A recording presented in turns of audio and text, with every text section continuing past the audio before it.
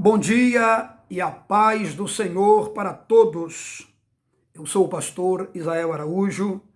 Vocês já me conhecem de algumas publicações que sempre estamos aí passando para os irmãos. Hoje eu tirei esse momento para trazer uma palavra de conforto e também de esclarecimento, pois diante de tudo o que está acontecendo, existe uma grande preocupação por parte dos moradores da terra e principalmente por parte daqueles que se dizem cristãos, servo do Deus Altíssimo, que acredita e que aguarda o arrebatamento. Devido ao que tem acontecido, muitos são tentados, muitos são incentivados a gravar vídeos, a falar nos meios de comunicação que temos em mãos sobre o arrebatamento e afirmarem categoricamente que Jesus está voltando e de que Jesus está à porta. Isto porque os sinais se multiplicam a cada manhã. Isto porque os sinais se multiplicam a cada dia.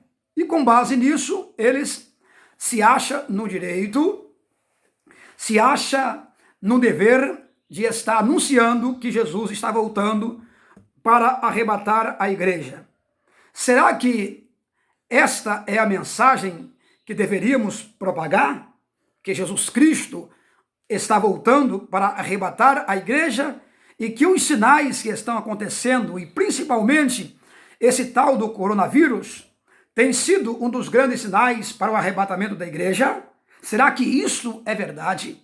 Será que isto deve nos motivar a sair falando para todo mundo que Jesus está voltando? Vamos então para a luz da palavra para entendermos melhor sobre esse assunto. Lá no Evangelho segundo escreveu Mateus, no seu capítulo de número 24, a partir do versículo 1, nós temos ali um texto que fala sobre o sermão profético e o princípio das dores. E quando Jesus ia saindo do templo, aproximaram-se dele os seus discípulos e lhe mostraram a estrutura do templo. Jesus, porém, lhes disse: não vede tudo isto? Em verdade vos digo que não ficará aqui pedra sobre pedra que não seja derribada. E estando assentado no Monte das Oliveiras, chegaram-se a ele os seus discípulos, em particular, dizendo: diz-nos quando serão estas coisas, e que sinal haverá da tua vinda e do fim do mundo. Jesus respondendo disse-lhe: acautelai-vos que ninguém vos engane, porque muitos virão em meu nome, dizendo eu sou o Cristo, e enganarão a muitos. E ouvireis de guerra e de rumores de guerra. Olhai, não vos assusteis, porque é mister que isto tudo aconteça, mas ainda não é o fim. Porquanto se levantará nação contra nação, e reino contra reino, e haverá fomes, pestes e terremotos em vários lugares. Mas todas estas coisas são o princípio das dores.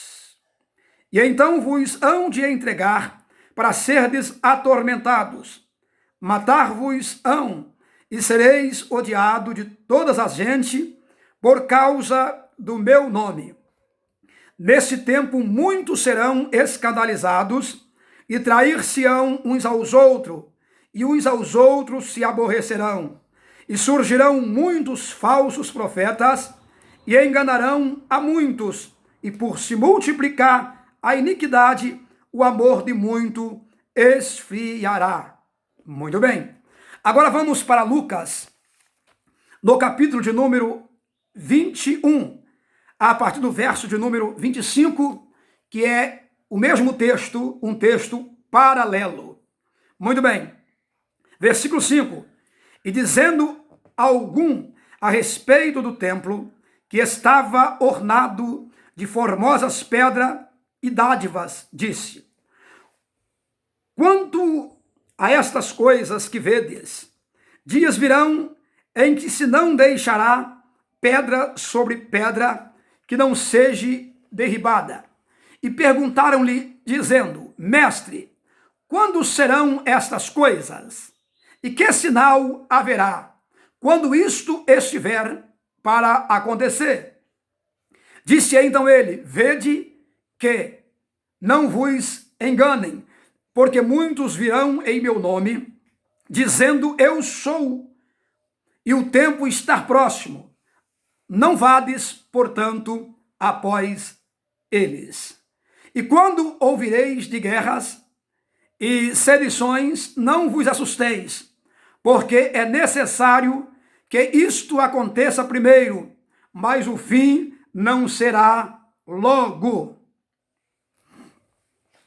Preste bem atenção, meus amados e queridos irmãos.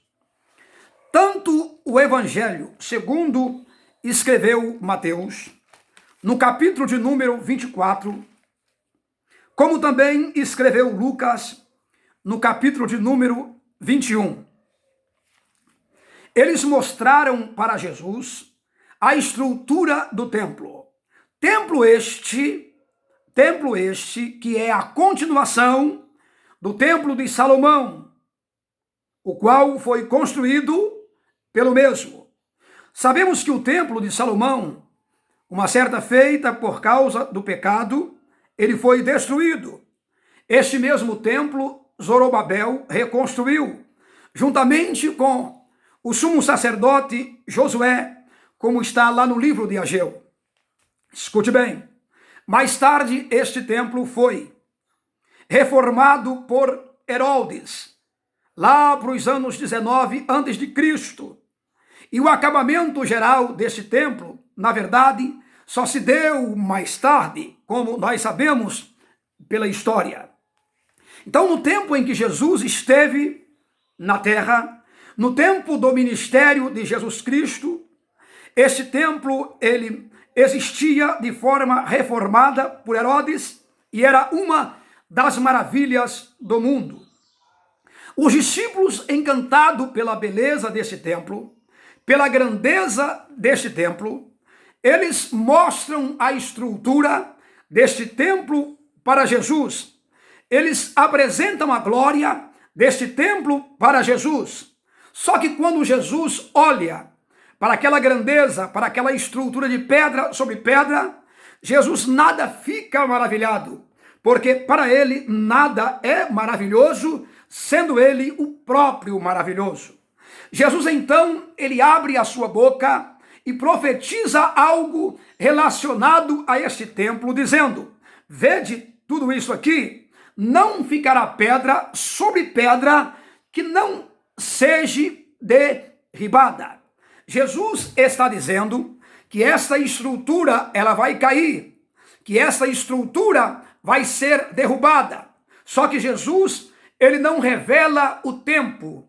Jesus não revela o dia e nem a hora em que esta estrutura do templo será demolida.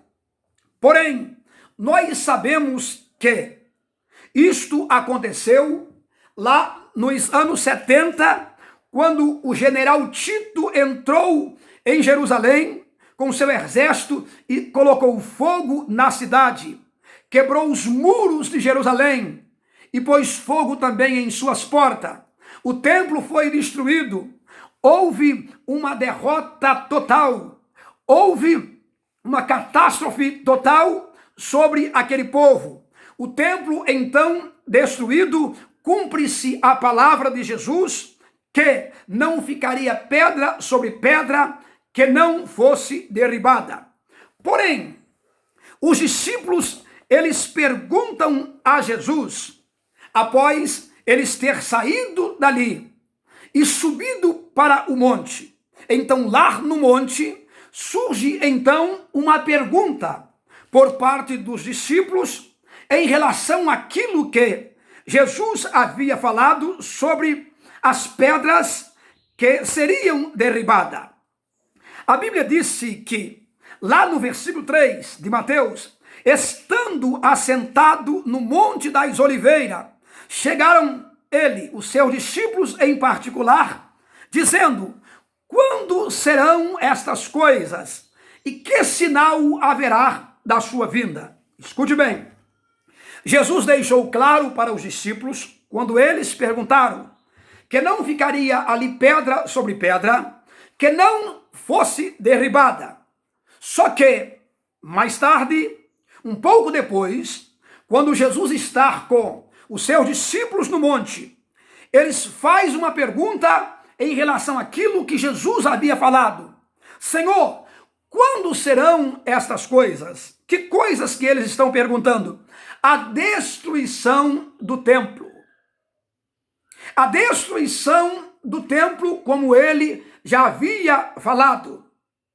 Destruição esta que aconteceu nos anos 70. Então eles querem saber quando que irão acontecer essa destruição.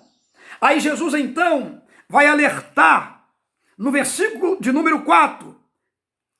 Respondendo-lhes, disse: acautelai-vos, que ninguém vos engane, porque muitos virão em meu nome, dizendo eu sou Cristo, e enganarão a muitos. Observa que quando Jesus falou essas palavras, ele estava dentro dos 30 a 32 anos de idade. Então Jesus está deixando claro que antes do templo ser destruído, aconteceria estas coisas. Muitos surgiriam para enganar a nação de Israel, dizendo eu sou Cristo. E ele também disse que haveria guerras, rumores de guerra, fome, pestes e terremotos em vários lugares. Coisas estas, sinais estes que aconteceria a partir do momento em que ele está falando até aos anos 70, quando o general Tito entra na cidade para destruir Jerusalém. Então, observa que os falsos cristos, os falsos profetas, as pestes, as fomes, os terremotos, reino contra reino, nação contra nação, e assim sucessivamente, foram sinais que aconteceram após Jesus ter falado, dentro desse período de 40 anos aproximadamente, até que Jerusalém fosse destruída. Então tudo isso aconteceu nesse princípio. Tanto o que Jesus fala aqui em Mateus 24, como em Lucas, a partir do versículo 5, lá do capítulo de número 21. Observa, preste-me atenção nesse momento. Tudo isso que aconteceu dentro desse período, de quando Jesus está falando até os anos 70, são exatamente o princípio das dores para a nação de Israel. Jesus deixou bem claro que todo este acontecimento seria o princípio das dores. Muito bem. Então, essa profecia, falada por Jesus, ela se cumpriu. Os discípulos queriam saber quais os sinais que aconteceriam antes que a destruição do templo viesse a acontecer. Os discípulos também queriam saber quais os sinais da sua vinda. Porém, esta vinda curiosa, ou este dia, o tempo da sua vinda, curiosamente, é interrogada pelos discípulos, não está se referindo à vinda de Jesus para o arrebatamento. Esta preocupação sobre a vinda do Senhor, feita pelos seus discípulos, está se referindo à vinda de Cristo em glória, para julgar as nações e para estabelecer o milênio. Esta pergunta, qual e quando acontecerá a sua vinda? O que acontecerá antes da sua vinda? Isto é uma pergunta que não tem nada a ver com arrebatamento. Esta vinda não está relacionada ao arrebatamento da igreja.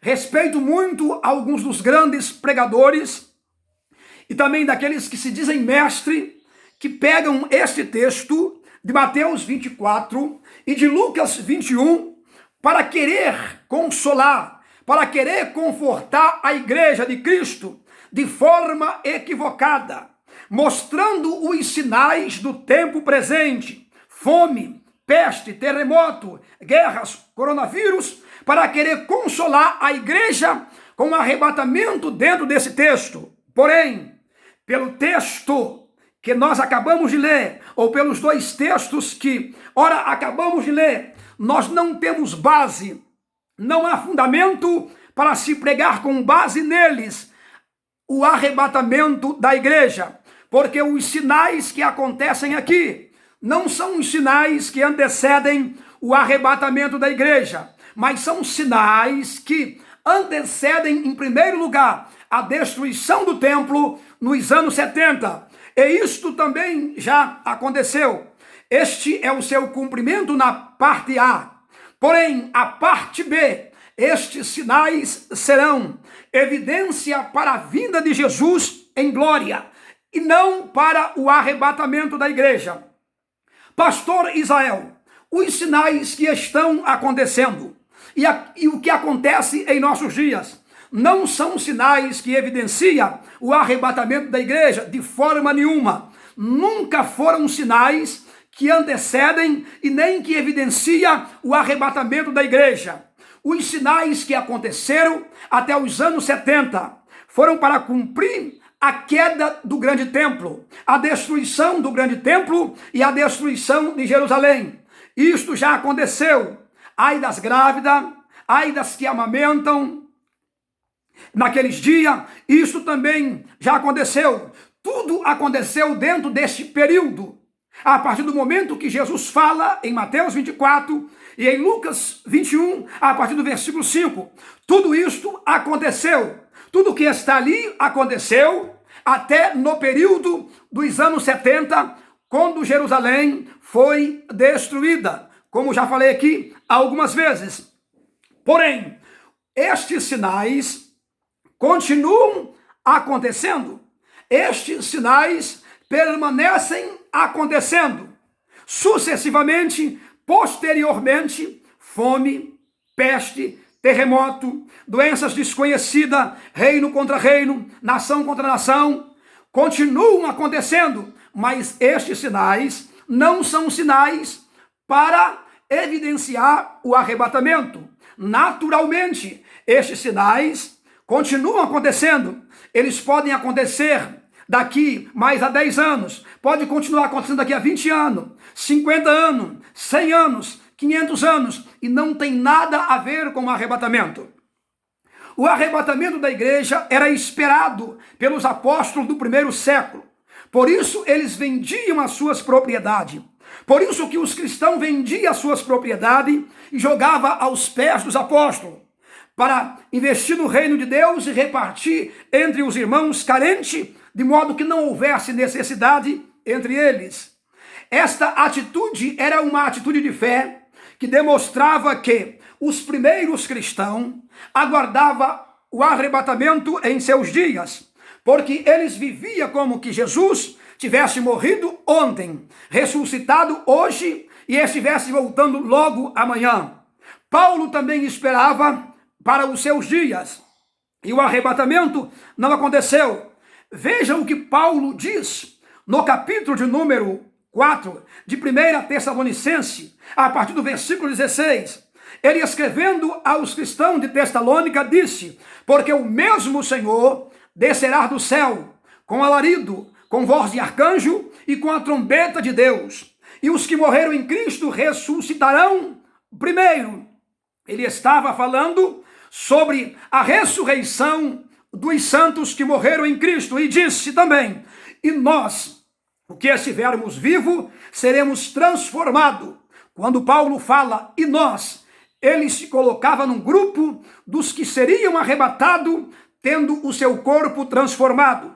Mas isto não aconteceu no tempo de Paulo. Porém, ele esperava o arrebatamento para a sua época. E isto não aconteceu. Mais tarde alguém vai criticar, com base naquilo que Pedro disse em uma de suas epístolas. Alguém vai criticar sobre esta vinda que está tão demorada. E esta vinda demorada, esta vinda esperada pela igreja, já está sendo motivo de chacota, motivo de zombaria, há 40 anos aproximadamente depois que é feita a promessa em João 14. Escute bem, já existe alguém criticando, e Pedro então vai ter que confortar a igreja dizendo que um dia é como 1000 anos para Deus. E o tempo passa e o arrebatamento não acontece. O arrebatamento, pastor Israel, é uma verdade ou é uma mentira? O arrebatamento é algo real ou é só uma historinha para alegrar crente e confortar os corações daqueles que acham que haverá um futuro melhor? Não, o arrebatamento é uma realidade. O arrebatamento vai acontecer. O arrebatamento não pode ser negado, mas nós temos que crer no que está escrito em Mateus 24, versículo 36. Esse versículo, sim, vai falar sobre o arrebatamento, mas aquele dia e hora ninguém sabe, nem os anjos dos céus, nem o Filho, mas unicamente o Pai. Esse texto que vai a partir do versículo 36 ao versículo 44 de Mateus. Esse texto, sim, fala sobre o arrebatamento da igreja, mas em relação ao arrebatamento da igreja, em relação ao dia do arrebatamento, ninguém sabe, os anjos não sabem, mas unicamente o Pai. Entenda que Mateus 24, ao versículo 14, não tem nada a ver com arrebatamento. Mateus 24, do 36 ao 44, Jesus está se referindo à sua vinda para arrebatar a igreja. E para esta vinda não existem sinais que antecedem. Para o arrebatamento não existem sinais que antecedem. Então, pastor, me explica com clareza o que significa os sinais que estão acontecendo em nossos dias. Significa que a profecia, que a previsão de Cristo em relação à destruição do templo aconteceu. E os sinais continuam acontecendo, mas não para o arrebatamento. Você não pode se apegar a estes sinais e querer se confortar diante deles, achando que Jesus está voltando para arrebatar a igreja. Isto não é verdade. Jesus não está voltando. Jesus voltará. A sua volta é no abrir e piscar de olho. A sua volta para arrebatar a igreja é no abrir e piscar de olho. O abrir e o piscar de olho, o abrir e piscar de olho é a surpresa da sua vinda para arrebatar a sua igreja. E não se refere também ao tempo em que se dará o arrebatamento, porque também não sabemos a que tempo se concluirá a ressurreição dos mortos e nem a transformação dos vivos. Isto não está revelado nas Escrituras Sagradas. E eu admiro quando alguns pregadores querem dizer que isto acontecerá em 7º milésimo de segundo, a ressurreição dos mortos, a transformação dos vivos e o encontro do Senhor nos ares. Isto não tem nada a ver, porque abrir e piscar de olho fala de surpresa, quando o arrebatamento acontecerá, é quando ninguém espera. Isso não se refere ao tempo que se dará o arrebatamento mediante os fatos que acontecerão dentro deste tempo. Não quer dizer sobre isso, quer dizer sobre a surpresa da chegada e não o tempo do arrebatamento.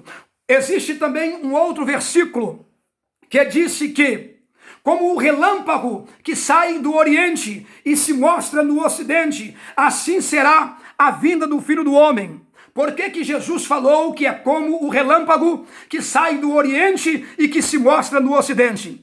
Ele falou isto porque haveria muitos falsos Cristo, dizendo eu sou, como está escrito em Lucas, e foi ele que diz, e que diria, o Cristo está ali, ou Cristo está acolá. O Cristo está no fundo da casa, ou ele está em determinado lugar. Aí então Jesus alerta para não acompanhar estes indivíduos que querem te levar até o Cristo, quando na verdade o Cristo até então não tinha ainda chegado. Jesus quis dizer o seguinte: quando disser que ele está ali, quando disser que ele está acolá, quando disser que ele está em tal lugar, não ireis, porque o reino de Deus está entre vós. E a vinda de Cristo não será desta forma, não será para um grupinho ver, não será para meia dúzia ver. A vinda de Cristo será como o relâmpago que sai do Oriente e que se mostra no Ocidente. A extensão do sinal da sua vinda dará o direito a todos de enxergar que ele está voltando. Eu não estou se referindo aqui sobre o arrebatamento da igreja, porque o arrebatamento da igreja se dará de forma oculta. É Cristo e a igreja. É Cristo arrebatando a sua igreja. Mas, como o relâmpago que sai do Oriente e se mostra no Ocidente, isto aí está se referindo à extensão, à manifestação do poder da sua vinda, fazendo todo entender que ele está voltando nas nuvens do céu e todo o olho o verá. Isto está se referindo à vinda de Jesus Cristo em glória. Escute bem, meus amados, a vinda de Cristo em glória. Quando isto acontecerá? Para se cumprir Malaquias 14 e também para se cumprir Romanos 11, 26. Escute bem, os sinais que antecedem a vinda de Jesus para o arrebatamento está descartado em relação a estes versículos que ora acabamos de ler.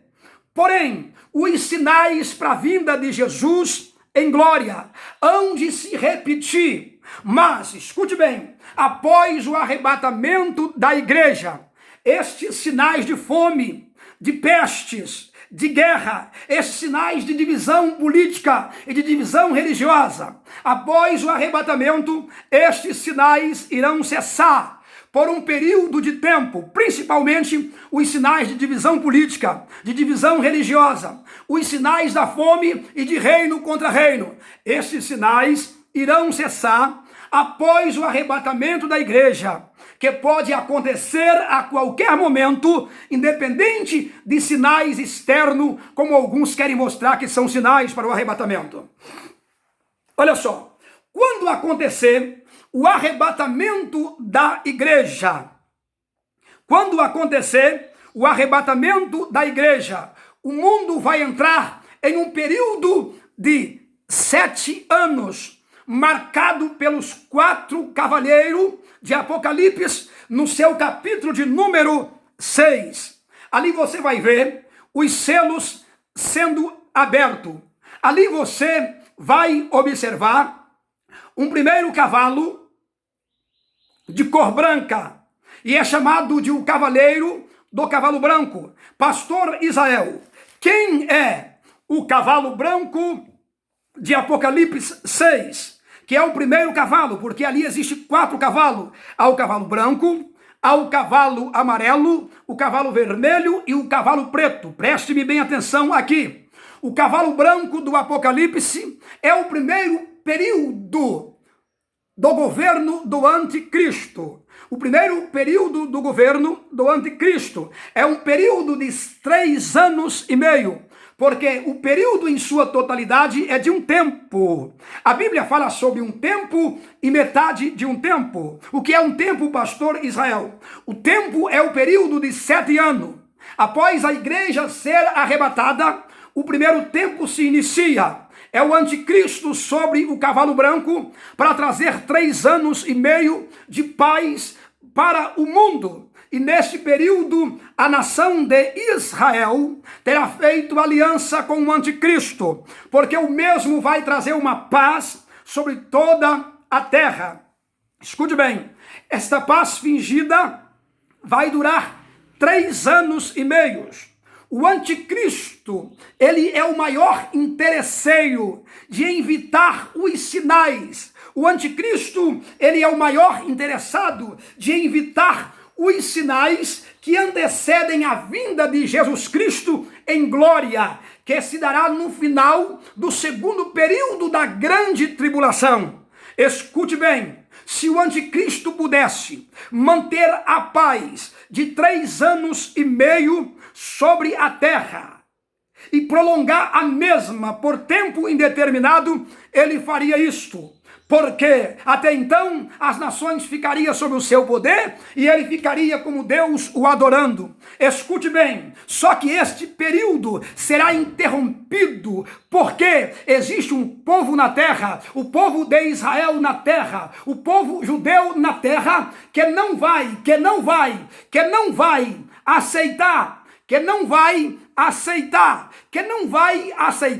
o governo do anticristo. E a Bíblia nos mostra que quando ele estiver assentado sobre o trono, querendo ser Deus, querendo ser adorado como Deus, já no finalzinho do primeiro período, Israel vai quebrar a aliança com ele. E ao quebrar a aliança com o anticristo, aí então o anticristo agora, ele se apresenta de uma forma diferenciada. Ele é agora representado pelo cavalo amarelo, pelo cavalo vermelho e pelo cavalo preto. Esses 3 cavalos, o amarelo, o vermelho e o preto, ele representa agora a segunda fase da grande tribulação. E é neste período que os sinais voltam a acontecer. Haverá fome, haverá peste, haverá terremoto, reino contra reino, nação contra nação.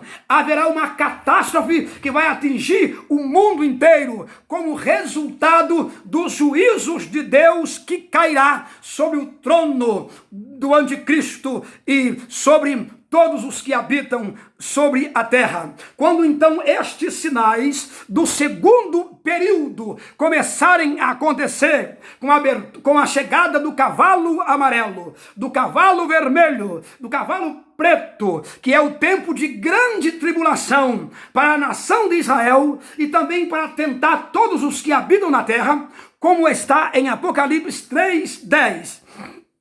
Porque ali o Senhor disse: como guardaste a palavra da minha paciência, eu também te guardarei da hora da tentação em que há de vir sobre a terra.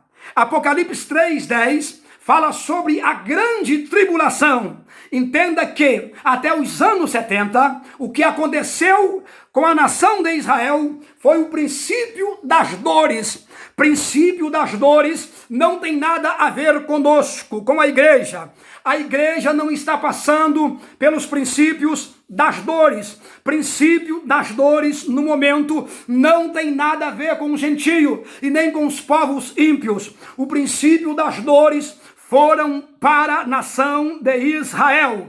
Não existe princípio das dores após os anos 70. O que existe após os anos 70, depois de Cristo, são sinais evidentes que continuam a se repetir, como Jesus falou. Mas estes sinais também não servem para basear a vinda de Jesus para o arrebatamento e nem tampouco para evidenciar a vinda dele em glória. Porque os sinais que servirão para afirmar que Jesus está voltando para Israel, para a nação, os sinais que acontecerão após os 3 anos e meio de paz fingida, dada pelo anticristo. Aí haverá fome, não por fome de pão haverá nesse período. Vai haver fome por falta de pão, porque a fome que existe hoje não é por falta de pão. A fome que existe hoje é por falta de amor.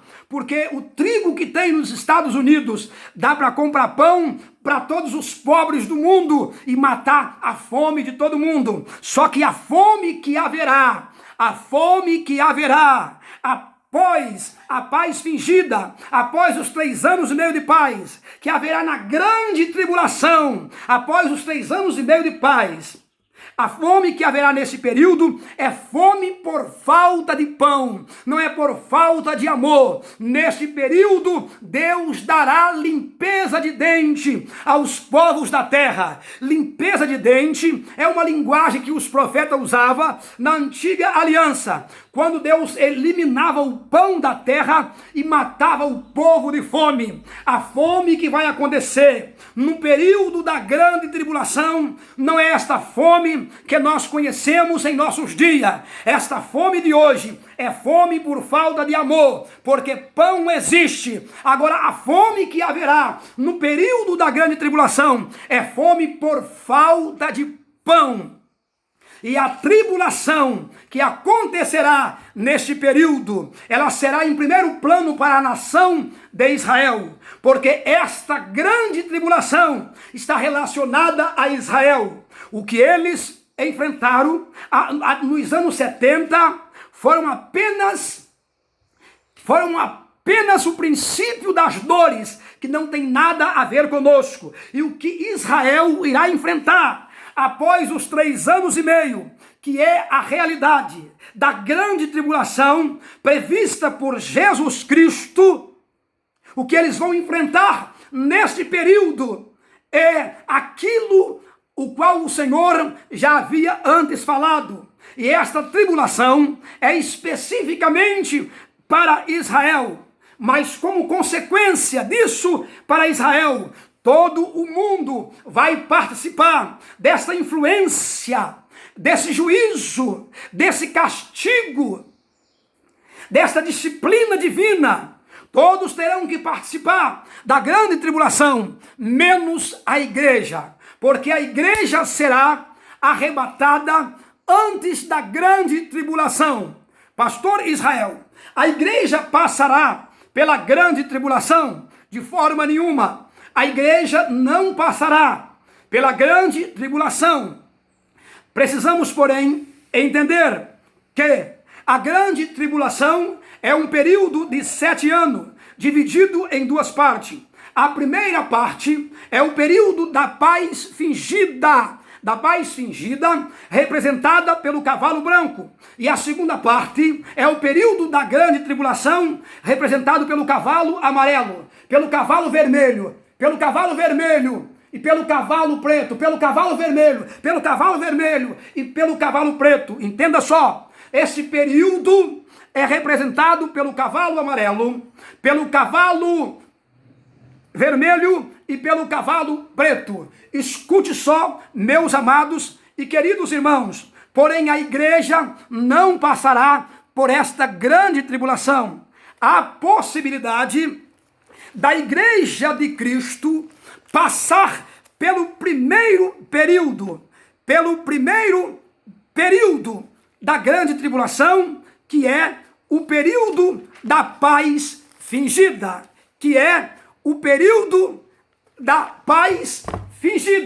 Por quê, pastor Israel? Porque no capítulo 2 de 2 Tessalonicenses, no seu versículo de número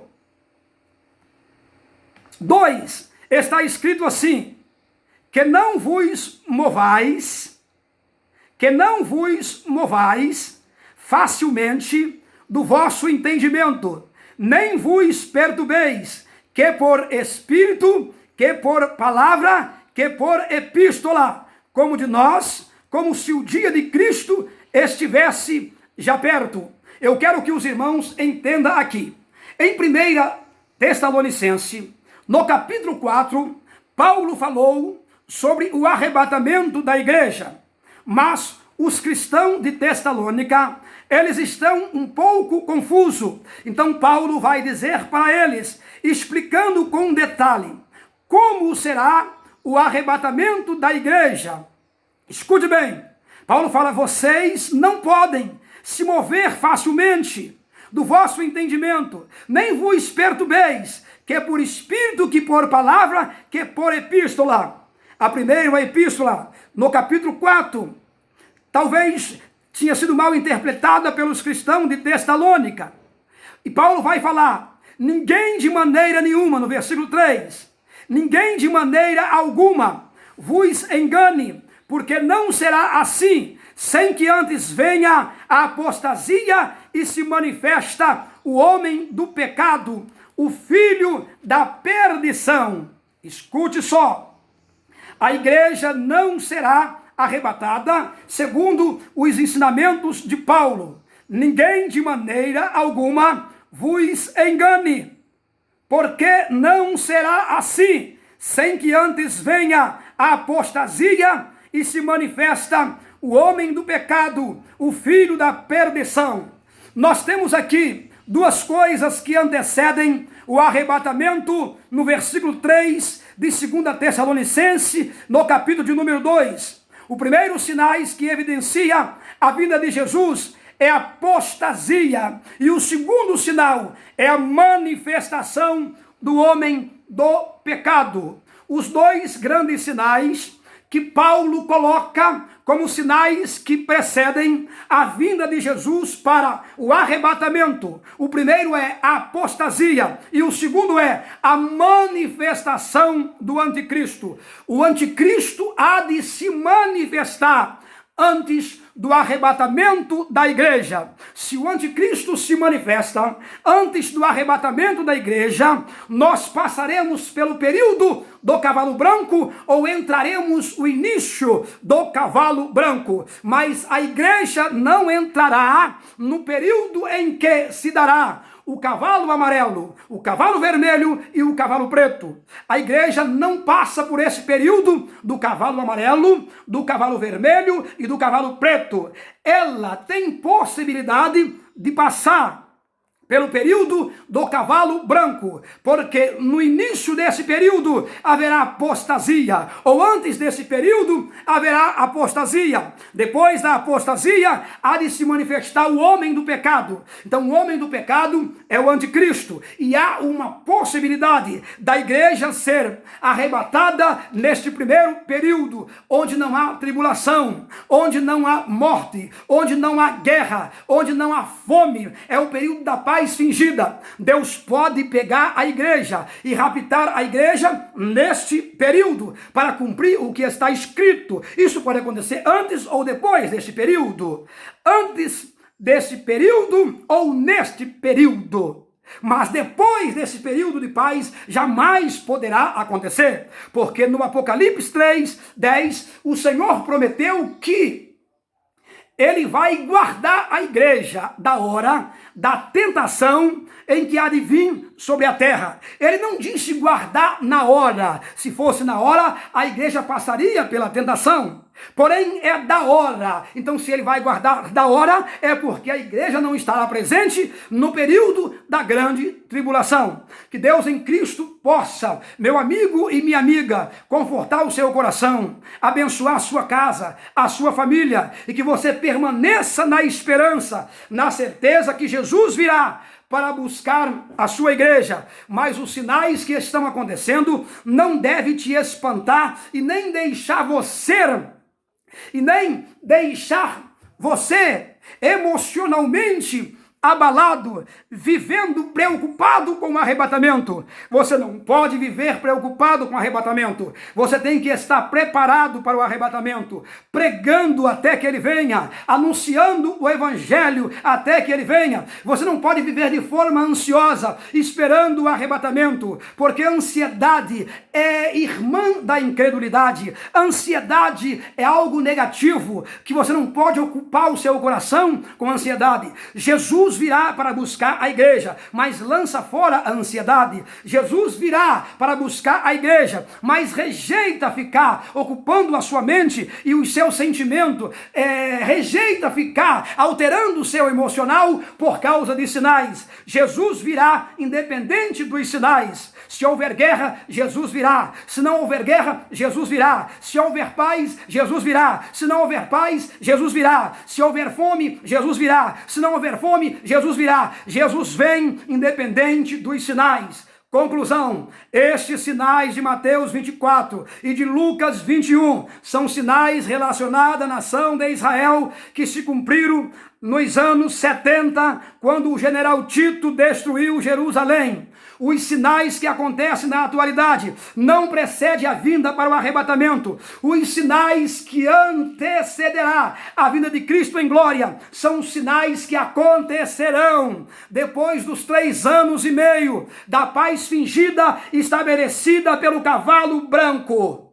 E os sinais acontecerão exatamente porque haverá fome, o cavalo amarelo, haverá guerra no cavalo vermelho e haverá morte no cavalo preto. Então aguarda Jesus sem se preocupar com os sinais, mas entendendo uma coisa: Jesus pode vir hoje, pode vir amanhã, pode vir depois, pode vir daqui a 10, daqui a 50, daqui a 100 e daqui a até 1000 anos, porque o dia e hora ninguém sabe. Que Deus abençoa a sua vida e descarta estes ensinamentos, essas colocações erradas, estas matemáticas erradas, que dizem que as pestes atuais, que o coronavírus que assola a multidão, são sinais que precedem a vinda de Jesus. Isso não é verdade, é texto mal interpretado. São pastores e pregadores equivocados, que há quase 2000 anos já falam sobre isso, por não ter entendimento de texto. Esta história, essa ladainha, essas repetições de que esses sinais são sinais da vinda de Jesus, já perdura há quase 2000 anos. São pessoas que pregam, que falam o que não entende,